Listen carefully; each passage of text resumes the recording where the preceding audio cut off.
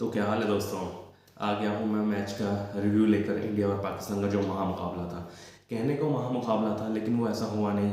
सोचा क्या और हुआ क्या, मतलब ये तो उसमें ये कहावत फिट हो गई कि खोदा पहाड़ निकली चुहिया। बहुत अच्छा सोचा था कि पाकिस्तान 300 रन बनाएगा, 350 रन बनाएगा, इंडिया उसको चेज़ कर लेगा।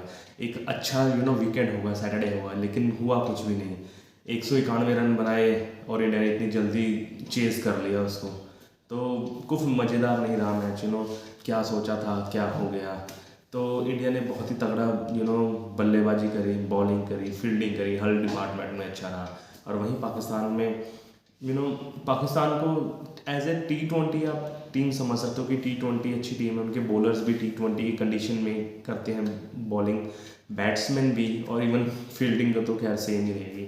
तो पहले बात करते हैं हम। इंडिया ने टॉस जीता और उनको पहले बल्लेबाजी करी, और मैं ये अपना एक इनिंग्स का रिव्यू छोटा सा बना चुका हूँ। मैं दोबारा से बना देता हूँ सम अप करके, दोनों को इकट्ठा करके। तो पहले एज यूजल बल्लेबाजी इनको दी करने को नरेंद्र मोदी स्टेडियम में, अहमदाबाद में खचा का स्टेडियम भरा हुआ था। 1,32,000 की क्राउड की उनकी कैपेसिटी थी, और 1,25,000 से 30,000 के बीच नीली ड्रेस में सारे के सारे टीम इंडिया ब्लू भरा हुआ था, खचा खच मैदान। लोगों को जो थे बाहर के लोग थे, फॉरनर जो ऑस्ट्रेलिया इंग्लैंड से बोल रहे थे कि इवेंट में खाली जा रहा है वगैरह, उनको मुंह तोड़ जवाब दिया इंडिया की जनता ने कि हम इंडिया के साथ हैं। पूरा भरा हुआ था स्टेडियम। तो पहले बल्लेबाजी की न्योता दी उन्होंने। तो मैं वही बता रहा था, फेज़ जो मैं कह रहा था ना पिछली वीडियो में, पहले 1 से 10, 10 से 20, 10 से 30, ये 30 ओवरों का फेज़ अच्छा निकला। हमारी बॉलिंग डिपार्टमेंट भी अच्छी थी। बॉलिंग डिपार्टमेंट इसलिए अच्छी थी क्योंकि जो मैदान है बिल्कुल सपाट पिच था, ना कोई स्विंग हो रही थी ना कोई सीम हो रही थी। फिर भी पहले पावर प्ले में 53 रन मारे, एक आउट हुआ। फिर दूसरे में फिर सेम ही रन, मतलब 5 की रन रेट, 5, 5.5 में चल रही थी रन रेट। और इसमें मैं गलती कहूँगा पाकिस्तान के बल्लेबाजों की भी गलती कहूँगा।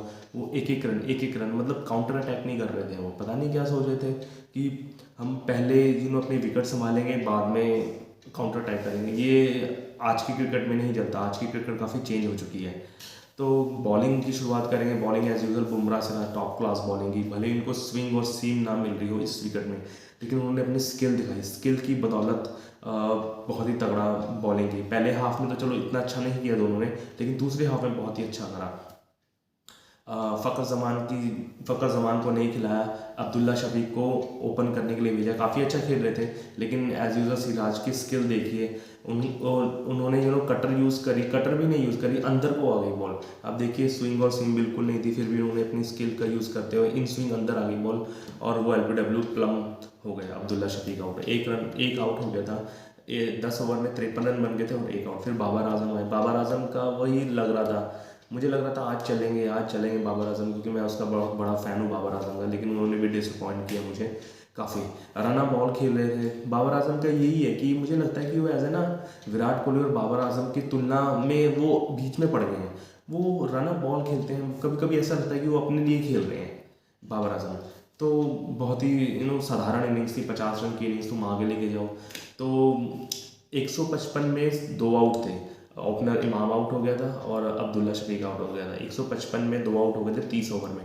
तो देखिए अगर वहाँ से वो बिल्डअप करते ना, इनिंग्स बिल्डअप तो कर रहे थे, काउंटर करते, तो 300, 350, 350 के बीच में रन स्कोर होना था। लेकिन यहीं पर इंडिया और टीम से क्यों आ गए, क्योंकि इंडियन के स्पिनर्स, इंडियन की स्किल बहुत तगड़ी है। रविंद्र जडेजा की स्किल देख लीजिए, कुलदीप यादव की स्किल देख लीजिए, बिल्कुल भी नहीं टिके। कि ऐसा लग रहा था कि कहीं और पिच में खेल रहे हैं ये। क्या कर रहा था, स्पिनरों को वो भी नहीं प्राप्त हो रही थी, वो स्पिन प्राप्त नहीं हो रही थी, टर्न नहीं कर रही थी। लेकिन अपनी स्किल की बदौलत क्या किया, प्लान ए था कि टर्न करवाएंगे, टर्न नहीं हो रही थी। प्लान बी हो गया उनकी, विकेट टू विकेट बॉलिंग करेंगे हम, ठीक है ना, उनके पैरों में मारेंगे बॉल, LBW होएंगे। तो देखिए क्या हाल निकला, विकेट टू विकेट, एक एक रन के लिए तरसाए।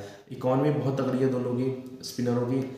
स्पिनर के ओवर में 1-2 ओवर थे जिसमें 2-3 चौके पड़े, नहीं तो 3 रन पड़ रहे, 4 रन पड़ रहे, 2 रन पड़ रहे, कभी कभार 1 रन भी पड़ रहा था जडेजा के एक ओवर में।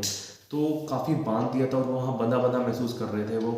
और फिर आपके लेटर हाफ में आपके कौन आ गए, बुमराह और सिराज आए। उनके तो अब मैं बोल ही चुका हूँ कि पहले हाफ में इतना अच्छा नहीं था, लेकिन दूसरे हाफ में पुरानी गेंद से स्किल, जो कहते हैं ना, कैसी बॉलिंग की स्किल है इंडिया की बेहतरीन, उनसे वो हुई।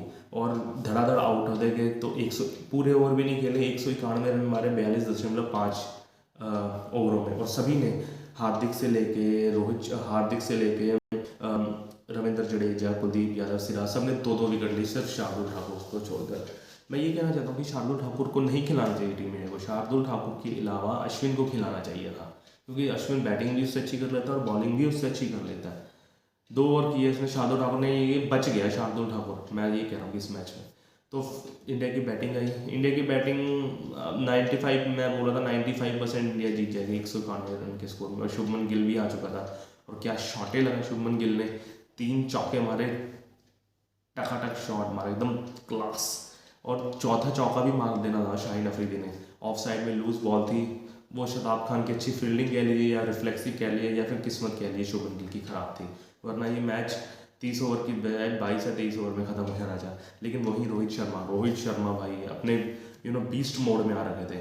उन्होंने क्या दिया था, उन्होंने एक तरह से ना स्टेटमेंट दिया ही और टीमों को कि हम ऐसा ही खेलेंगे वनडे, और इंग्लैंड जैसा ही खेलेंगे वनडे। और देखा नहीं क्या छक्के मारे रोहित शर्मा ने, मतलब इतने बड़े छक्के मारे जो बाउंड्री की 2nd या 3rd टीयर तक छक्के मारे। पुल देख लीजिए उनका, शाहीन अफरीदी को, और हारिस राव को तो रोना कर दिया। हारिस राव ने देखा नहीं अब नीदरलैंड के मैच में 10वें और 11वें प्लेयर को कैसे वो आंखें दिखा रहा था, तो रोहित शर्मा को दिखा के दिखाए, ठीक है ना। क्या पुल हुक शॉट मारे रोहित शर्मा ने 101, 90, 91 मीटर की हाइट में। कोई प्लान नहीं था। बॉलिंग की बात करें अगर, वही शॉट डाले जा रहे, पता है कि रोहित शर्मा शॉर्ट बॉल कितनी बेहतरीन खेलता है, उसको वहीं उकसाए जा रहे हैं। आप चाहे 150 मार दो, चाहे 155 मार दो, उसने पुल शॉट खेलना है तो 6 ही जाएगा उसका। 10 में से एक चांस बनेगा कि आउट हो जाएगा, लेकिन 10 में से 9 बार वो छक्के ही मारेगा। तो बॉलिंग के डिपार्टमेंट की बात करें तो बॉलिंग शाहीन अफरीदी को देखो, जब से वो इंजरी में आया उनको स्विंग नहीं मिल रही, इस बार मैच में भी उसको स्विंग नहीं मिली। तो हमको ये पता लगता है कि अगर स्विंग ना मिले तो अपनी स्किल भी होनी चाहिए, लेकिन बॉलिंग में कोई स्किल नहीं थी। मेन जो कमजोरी है इनकी स्पिनर्स की। आप देखिए शदाब खान को उठा लीजिए और उसको नवाज को उठा लीजिए, कितनी इन्होंने बेकार बॉलिंग करी।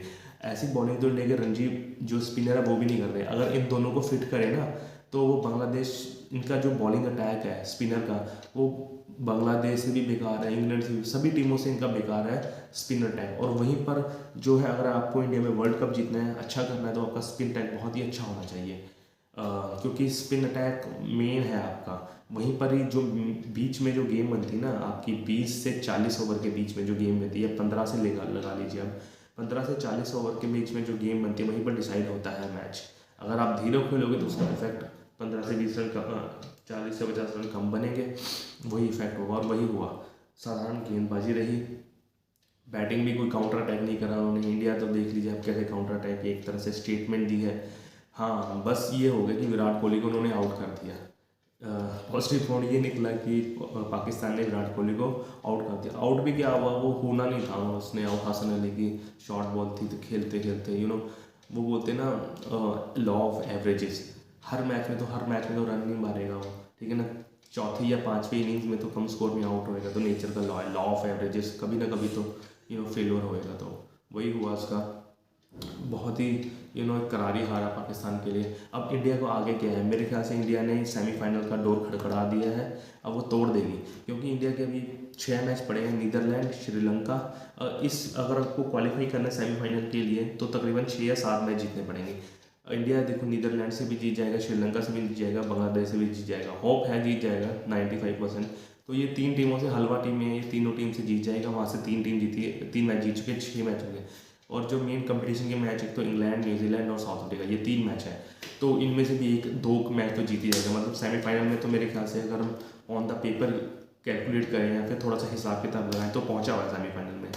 तो इंडिया को यही करना चाहिए। बस एक नेगेटिव बात मैंने बता दी आपको शार्दुल ठाकुर की, अगर शार्दुल ठाकुर की बजाय आर अश्विन को ले आओ ना तो सोने पे सुहागा हो जाएगा। पता नहीं क्यों नहीं लाते आर अश्विन, आप ओपनिंग बॉलिंग करा लीजिए। मैं कहता हूँ आपका बैट्समैन भी प्योर है उससे।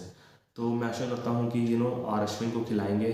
तो ये मेरा छोटा सा रिव्यू था। मैच देखने का कोई मज़ा ही नहीं आया, मैच देखने का कोई मज़ा ही नहीं आया, क्या करें। कुछ कंपटीशन होता 250, चलो 250 मारे, 280 तक तो मारते, तभी तो रोहित शर्मा अपना 100 मार देता अगर ऐसा ज़्यादा रन होते तो।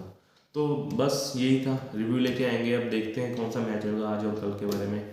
तो अब के लिए बस इतना ही, मिलते हैं कल या परसों या शाम को ही मिल लें, ठीक है ना, कोई नई खबर लेते हैं। फुटबॉल की, प्रीमियर लीग की बहुत खबरें नहीं आ रही, उसकी भी, फुटबॉल की भी खबरें लेंगे, टाइम ही नहीं मिलता देखने का, वर्ल्ड कप चल रहा है तो इसी वजह से।